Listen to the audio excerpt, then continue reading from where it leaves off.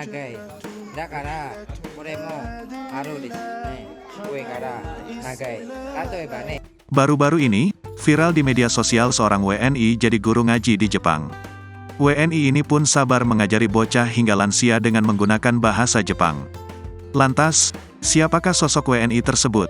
Di negara yang jumlah penganut Islam minoritas, membuat seorang WNI bertekad pergi ke sana untuk menjadi guru ngaji.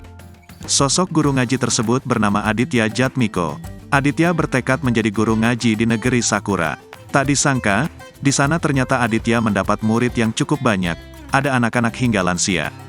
Aditya kerap membagikan aktivitas mengajarnya di media sosial.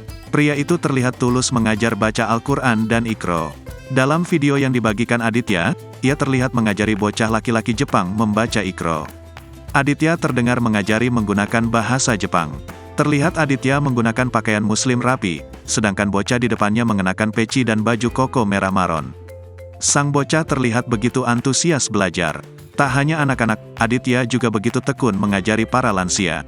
Ia terlihat sabar dan lemah lembut mengajari muridnya. Selain menjadi guru ngaji, Aditya ternyata juga merupakan marbot di Masjid Darussalam, di daerah Nishio, Prefektur Aichi, Jepang. Masjid tersebut menjadi lokasi pertama yang dianggapnya nyaman selama tinggal di negeri Sakura. Masjid Darussalam Nishio, tempat pertama kali yang saya jadikan tempat ternyaman di Jepang, tulisnya dalam salah satu unggahan.